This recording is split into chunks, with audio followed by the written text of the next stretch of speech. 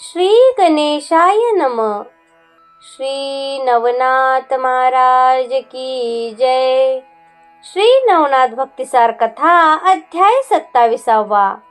हा अध्याय वाचल्याने हरवलेली वस्तू परत मिळेल व नाहीसा झालेला पूर्वीचा अधिकार परत मिळेल. श्री गुरुदेव दत्त अवधूत. अवंती नगरीत भर्तरी विक्रम जकात वसुलीचे काम करीत असत. भर्तरी विक्रमाबरोबर त्याच्या घरी जेवायला राहायला असे. अवंती नगरीचा राजा शुभ विक्रम वृद्ध झाला होता. वारस म्हणून मुलगा नव्हता. एकुलती एक कन्या सुमेधा उपवर झाली होती. सर्व दृष्टीने विचार करून राजाने आपल्या प्रधानाला याबाबत सल्ला विचारला. तेव्हा तो म्हणाला, हत्तीच्या सोंडेत माळ देऊन त्याला राज्यभर फिरवावे. तो ज्याच्या गळ्यात माळ घालील त्याला जावई करून घ्यावे, म्हणजे राजाला वारसही लाभेल. राजाने प्रधानाच्या सल्ल्यानुसार राजवाड्यासमोर भव्य मंडप उभा केला. सर्व प्रतिष्ठित श्रेष्ठ त्याप्रमाणे राजघराण्यातील पुरुष वर्गाला निमंत्रित केले. मांडव गच्च भरला. असंख्य मौल्यवान आभूषणांनी राजाच्या गजेशाळेतील एका चांगल्या प्रतीच्या हत्तीला शृंगारले. त्याच्या गळ्यात सुगंधी फुलांची माळ दिली. राजाने हत्तीला नमस्कार करून आपला हेतू निवेदन केला. ब्राह्मणांनी मंत्र म्हटले. मग हत्तीला मुक्त करण्यात आले. त्याच्याबरोबर शस्त्रास्त्र शिपाई होते. मंडपातून नगरातून फिरत फिरत हत्ती चालला. कोणाकडेही त्याने पाहिले नाही.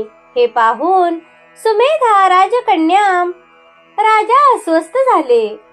शेवटी हत्ती किल्ल्याजवळ आला. किल्ल्यावर 8 पहारेकऱ्यासह विक्रमही होता.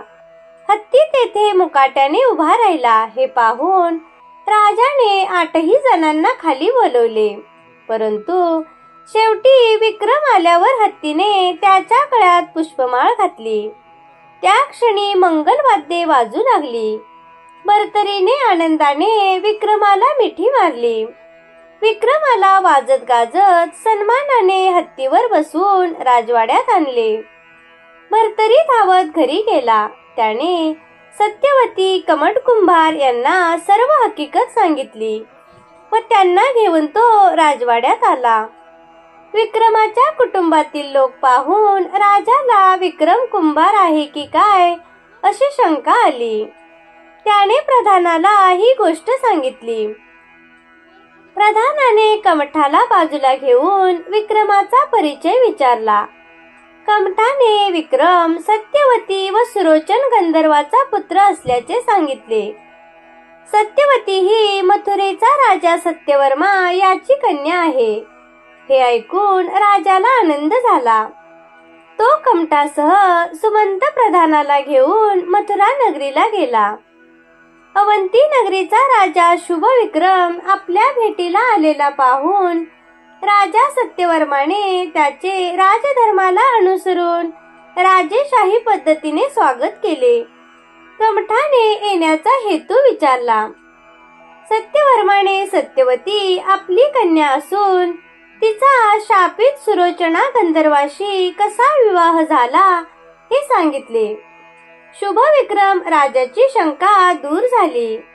त्याने सत्यवर्मा राजाला अवंती नगरीस येण्याची विनंती केली. सत्यवर्मा अवंती नगरीस आला. सत्यवती कन्येची भेट घेतली.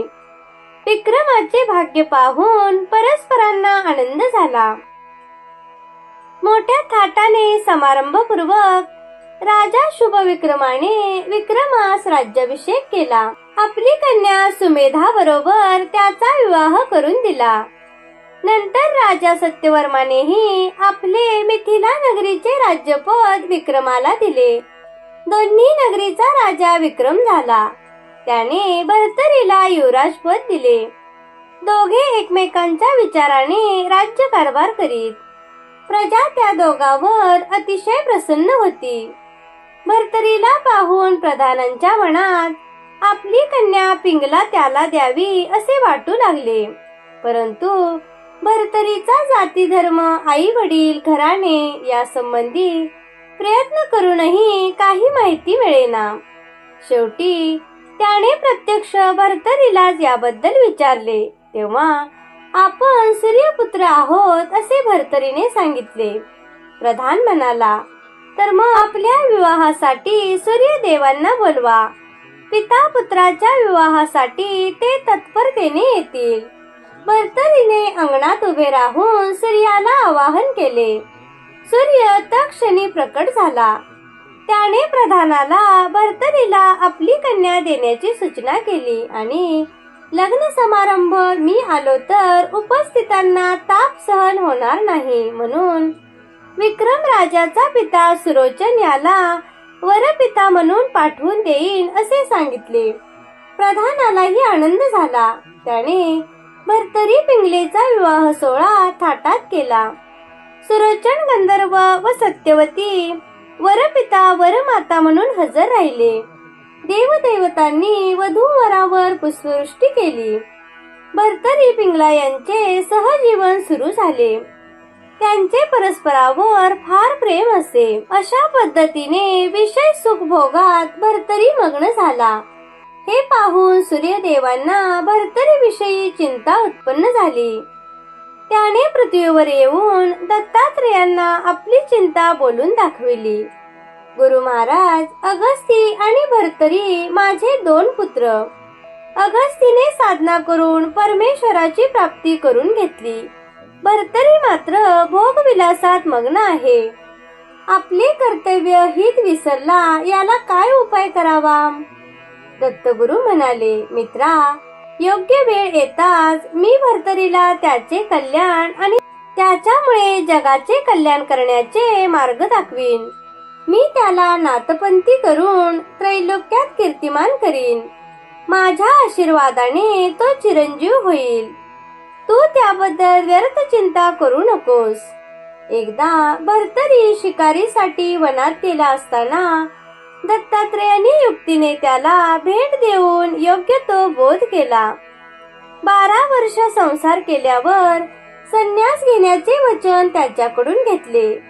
भर्तरीला उपदेश करून स्वतः कोण आहे याची जाणीव करून दिली. श्री नवनाथ महाराज की जय. अशाच नवनवीन व्हिडिओसाठी माझ्या चॅनेलला नक्की सबस्क्राईब करा. बेल आयकॉनवरही क्लिक करा. धन्यवाद.